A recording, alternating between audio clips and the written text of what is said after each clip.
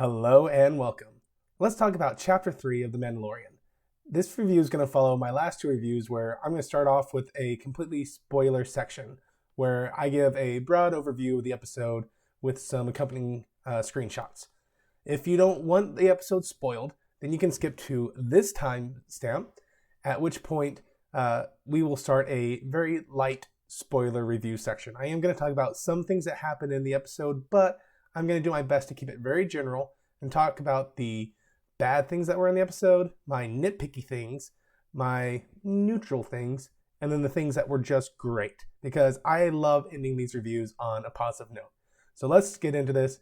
Last chance, if you don't want it spoiled, again, skip to this timestamp, and we're going to start the spoiler section. So episode 3 starts with Avery coming out of hyperspace and receiving a message from the Guildmaster to head straight to the client to deliver the mark. Avery and Thea, and remember from last week, Thea is just what I'm calling the name of Baby Yoda until we figure out what their name actually is. They have a cute bonding moment where Thea tries to eat the ball on top of a gear shift lever, and Avery stops her. As they land on the planet, we watch another ship land directly next to theirs.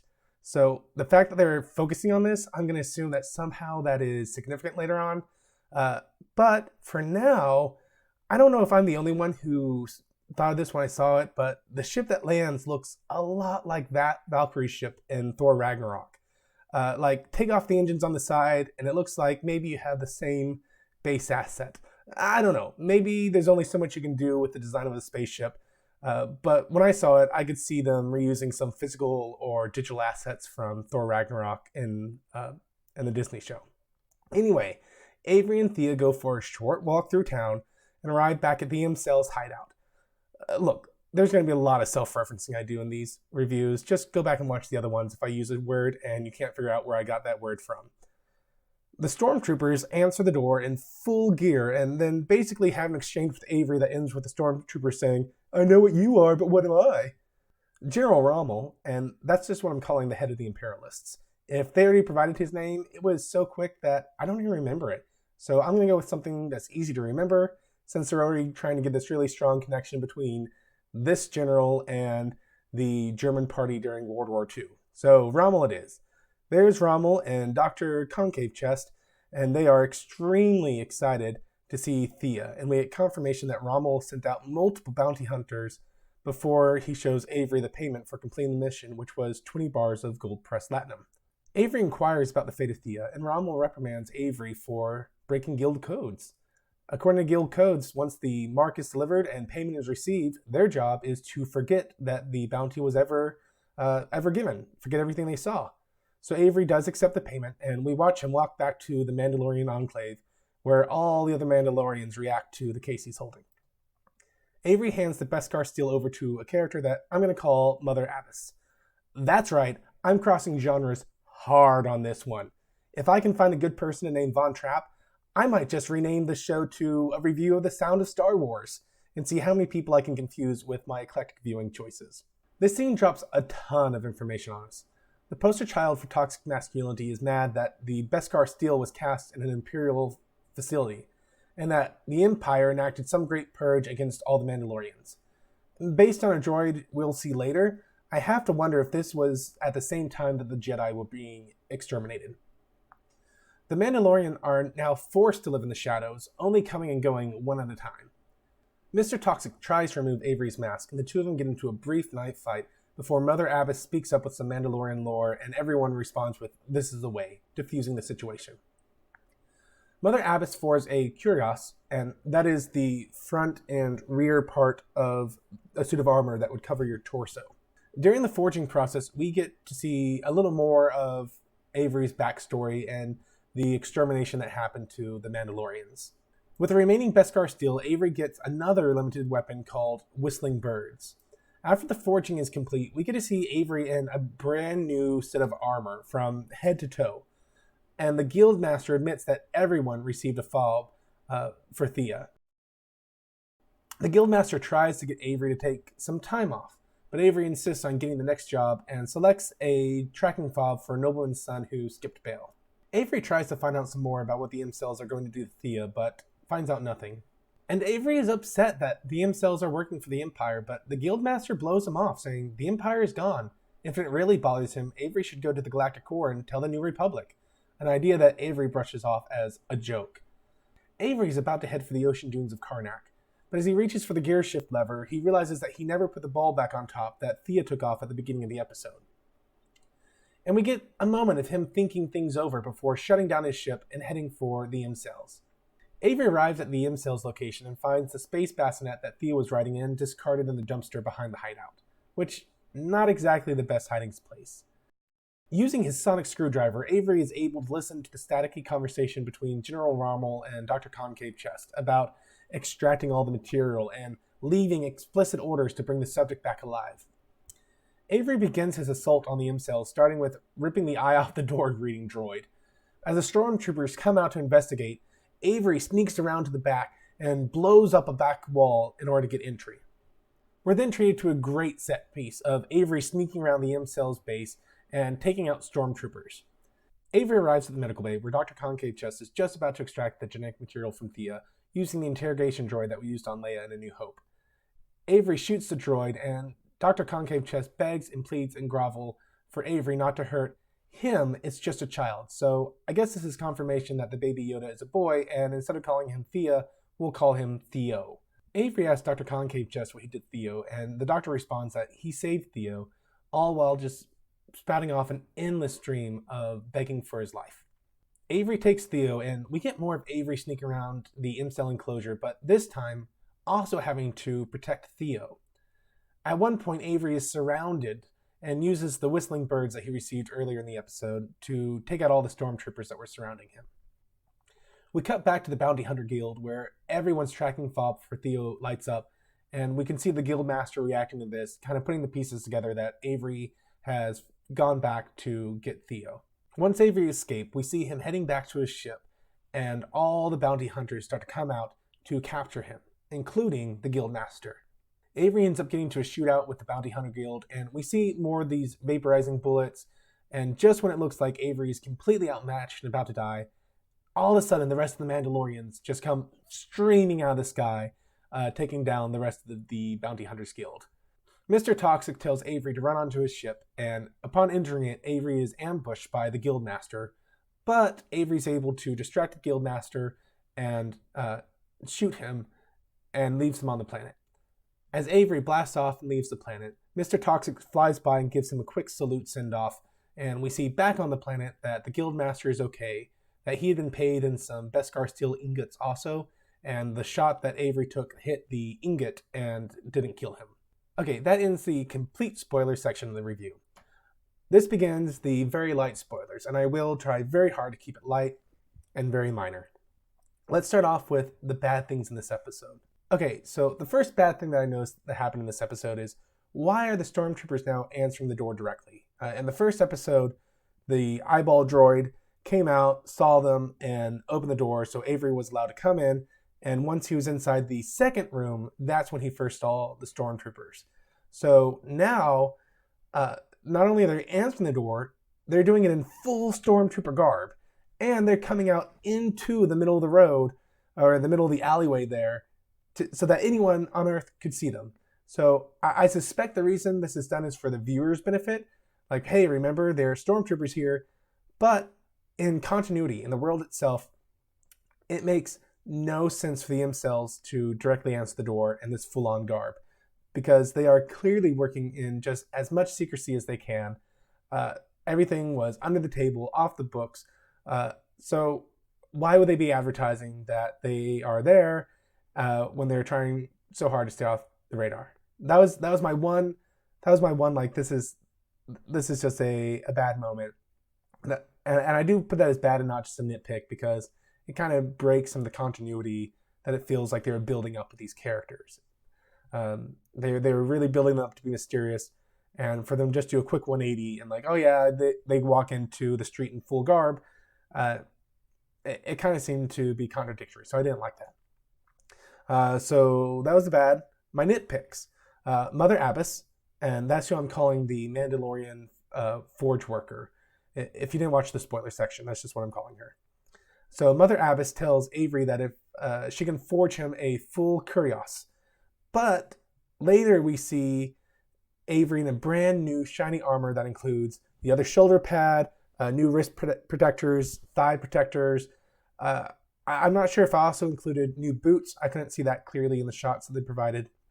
And I'm sure that while Shad over at Shadversity might be able to more correctly address this, my nitpick here is that my understanding is that a Kurios is the typical part of the armor that covered your torso. It was typically in two pieces. It was a front portion and a rear portion. It was connected in the middle by like a leather strap or something. If you're wondering what this would look like, just think about the classic conquistador look.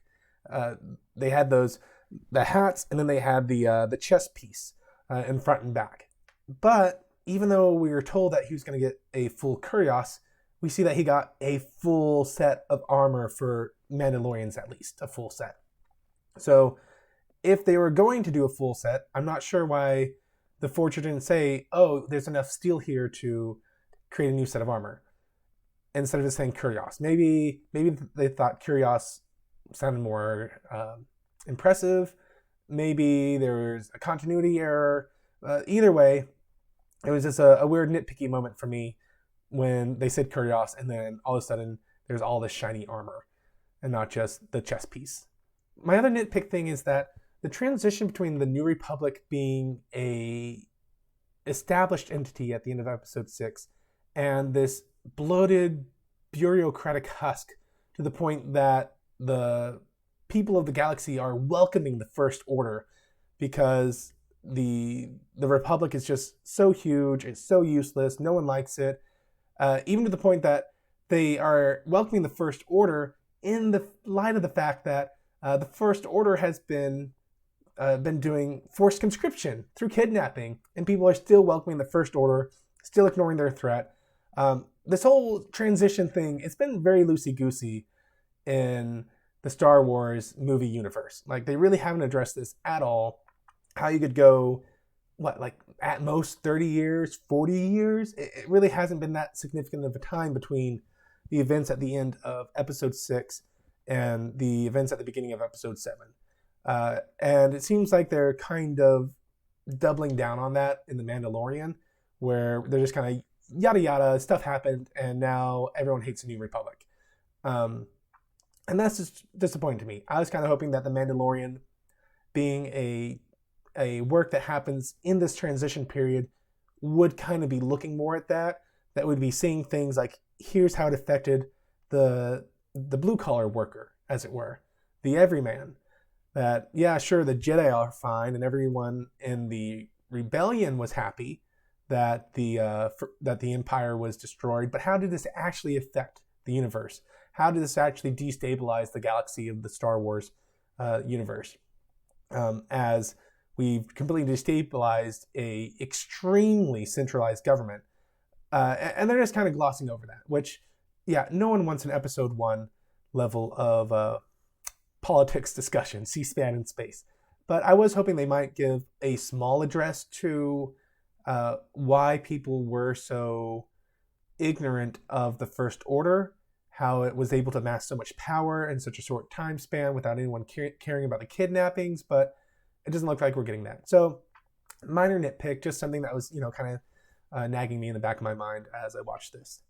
Okay, so that's it for my bad and nitpicky stuff. In terms of neutral things that just made me go meh, there was this shot at the beginning of the episode, and then the interaction later on between Avery and the toxic male, that made me really convinced that the person under the mask, that Avery, will be revealed to be a girl. And as long as they keep the pace they've set up with the first 3 episodes, I could not care less the gender of Avery under the mask. If this ends up being a woman, it's going to be one in the same vein as Ripley, as the lady from Kill Bill, as Rita Vratsky, as Makoto Kusanagi, as Alita, as Sarah Connor, and then as so many other strong women that have appeared on film in the past.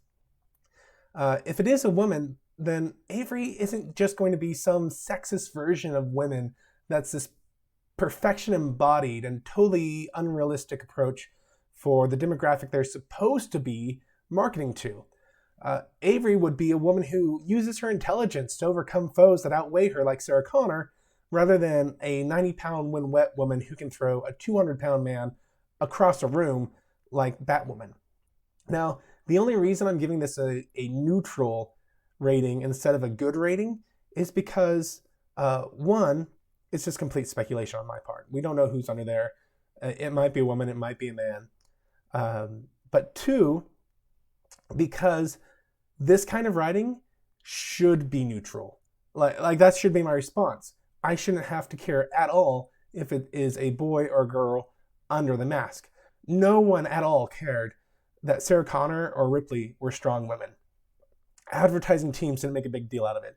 Viewers didn't care. Writers didn't try to throw their political agendas into the character. Strong and awesome was just who they were, and the fans loved it.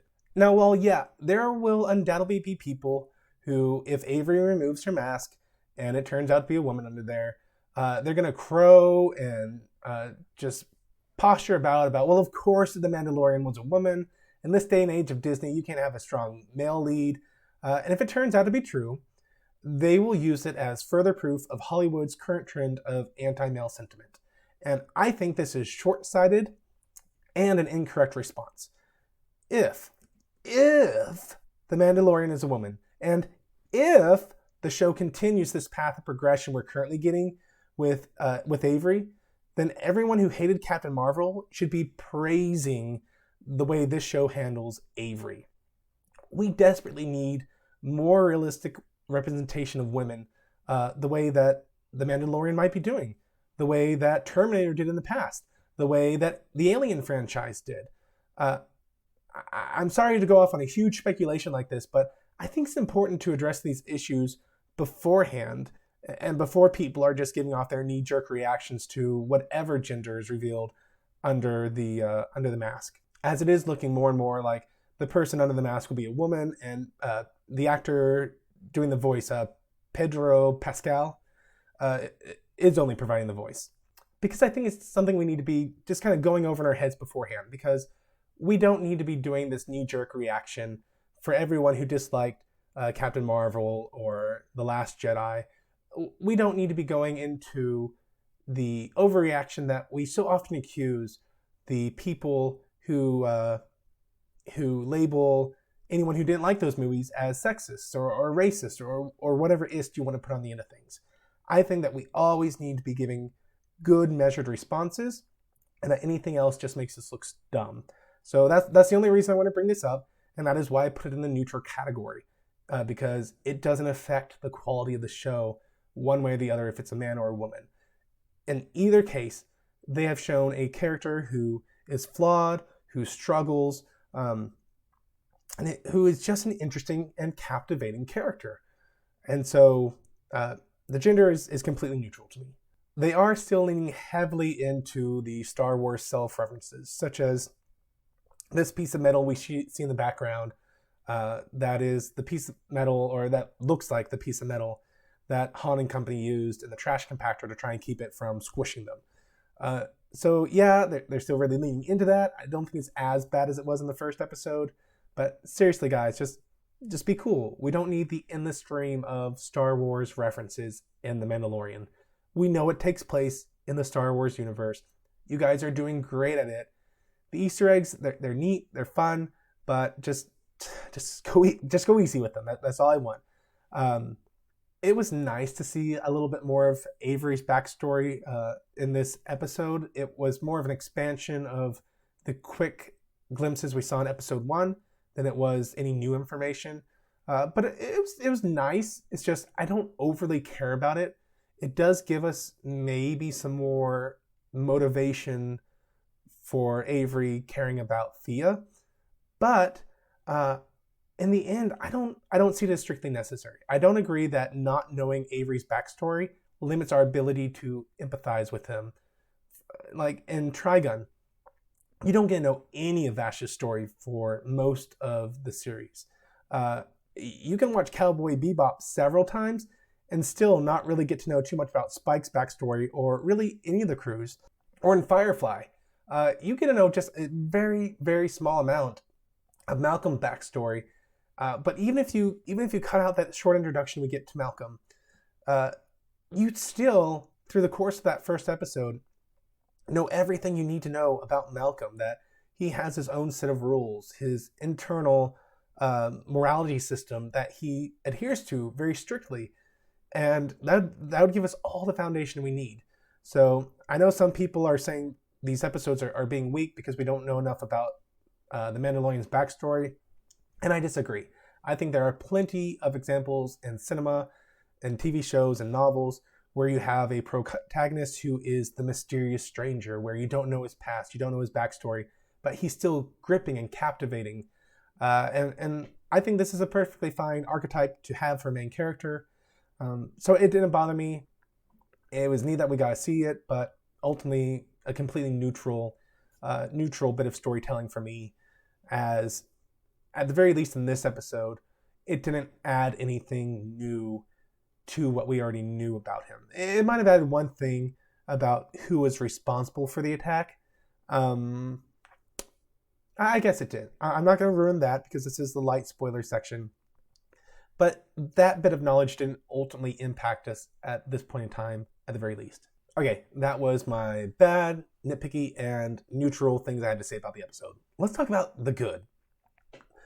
General Rommel seems legitimately excited to see Thea. And if you weren't watching the spoiler section, General Rommel is just the name that I'm giving to the leader of the M-Cells. He looks so excited that I'm not feeling like there's still another actor in play here. Remember that the bounty hunters we've seen so far outside of Avery were given explicit instructions to kill the Mark, to kill Thea. General Rommel is too excited to see Thea alive for me to be convinced that he told every other bounty hunter other than Avery to kill Thea. Maybe we're given a twist in the end that, yeah, he wanted her dead, and yeah, there's some stuff that happens later on this episode that shows that he has a disregard for Thea's life, but still, he was really excited to see her alive. So I'm not convinced that there's not another party at play trying to get a hold of Thea, but want her dead. I really like the way that we got to see Avery reacting to Thea being taken away. Obviously, there's not much you can do since Avery's in a helmet, so you never get to see Avery's facial reactions. But the way they did the camera tracking, the framing of the shot, the way they did the score and the lighting, it really made you feel what Avery was feeling. It was this nice connection moment where you could see that Avery was identifying himself in the plight that Thea was going through since he was an orphan, just the way Thea seems to be. So I like that connection moment. I really like that General Rommel doesn't appear to be just your standard issue, mustache-twirling villain. Now look, obviously he is up to no good. Obviously he is going to do evil things. But at this point in the series, it doesn't look like his motivation is only, I'm going to be evil because I'm evil, and that means I need to do evil things. You know, kind of this cookie cutter villain that we get in so many of the Marvel movies, for instance. What's Obadiah's motivation? I don't know. He's evil. He wanted to kill Tony for some reason. You don't get a lot of backstory there, just that he's evil and he's going to do evil things. But General Rommel thinks like he's a three-dimensional character. It looks like he actually has motivation beyond being evil. He wants to see the Empire restored. He actually displays depth, and I like the depth that we're seeing in a villain character. I like it not just being a cardboard cutout kind of character. Avery continues to be on the receiving end more so than the dishing it out side of fights, and I really like this in a main character. I like that we're not just seeing them at the peak of their abilities, but we're getting to go on this road of growth together. One of my favorite parts is Avery had the opportunity to receive their signet, which I feel is really the moment where you graduate from a trainee into being a full-fledged Mandalorian. This is just my own verbiage. It's not what they presented in the show. I don't remember how they worded any of the novels that have taken place so far, so just, please forgive me if there's better verbiage for this, according to official Star Wars lore. But he gets this moment where he gets to receive his signet, and he confesses, like, no, that's not an appropriate one for me. I didn't make the kill on my own. And I like the fact that we're seeing this character struggle and fail, but still progressing, still leveling up, as it were. In this episode, we get to see that Avery and another Mandalorian, they get into an argument, and they get into a knife fight because of the argument. And the Mother Abbess, who is again the Lady Forger of the Mandalorian camp, she intervenes, just stands up and starts talking, and they stop. But at the end, like they're trying to present it like it was a draw, this knife fight. But at the end, the other Mandalorian has their knife right up to Avery's throat, and Avery's knife is still way back here and down low. So if the fight hadn't been stopped, Avery would have lost. And I'm really liking the fact that this is what we're seeing with our protagonists, that they're not this perfect character like a One Punch Man or something. That they do have, room to grow. So I'm really enjoying that we're getting to see this side of a main character, not the invincible character, but someone that we are going to be growing along with them as a protagonist. I also really like that we get to see more of the crafting of the Beskar steel. And I feel like they are doing such a good job giving homage to the Legacy books now. In Legacy, only the Mandalorians knew how to forge the Beskar steel correctly to get the most out of it. And they had made an alliance with the Empire to help them out, forge the steel for them. But it was still only the Mandalorians who knew how to forge it. And we get a scene of Mother Abbess forging some more armor for Avery. And they really do a good job making it look like this is an extremely unique process. And Mother Abbess is the only one who knows this process in this little enclave. So it made it feel special. It made it feel like it was something only the Mandalorians knew. I also like the inclusion of another special type weapon that they're calling the Whistling Birds.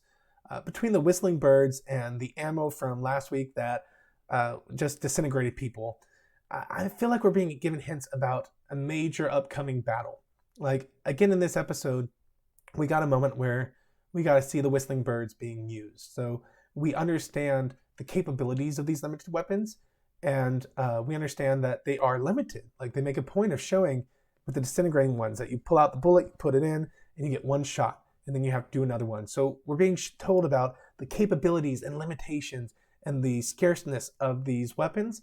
And I feel like that's really going to pay off by the end. I hope it pays off specifically in episode 8, the last one for this season, where it's just a culmination of the whole series, all the limited resources that Avery's going to have at his disposal at that point.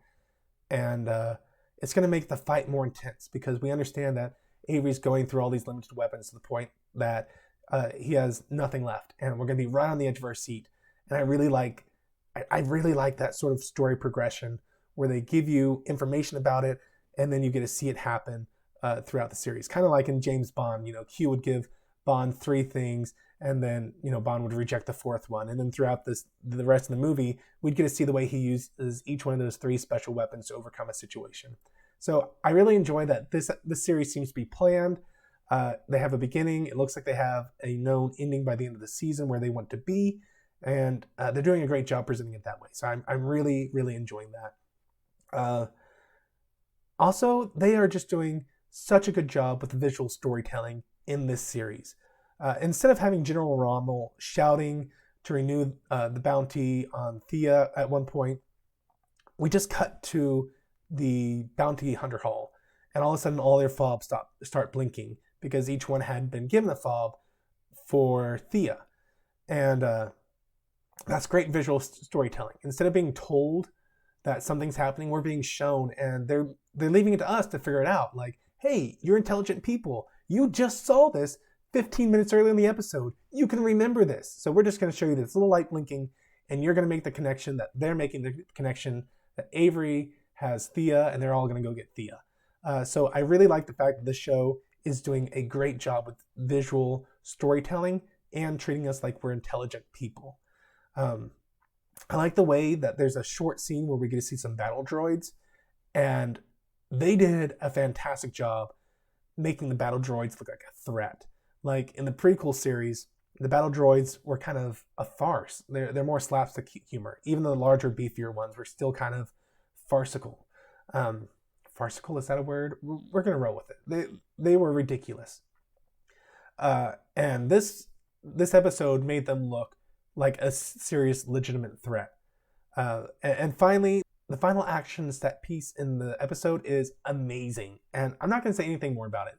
If you watched my spoiler section, you know the one I'm talking about. And if you haven't watched it, I want you to see this episode blind and just be floored by this last little moment that happens in the last action set piece. It is such a nice payoff, and it's really exciting. They did a great job, with this last action set piece.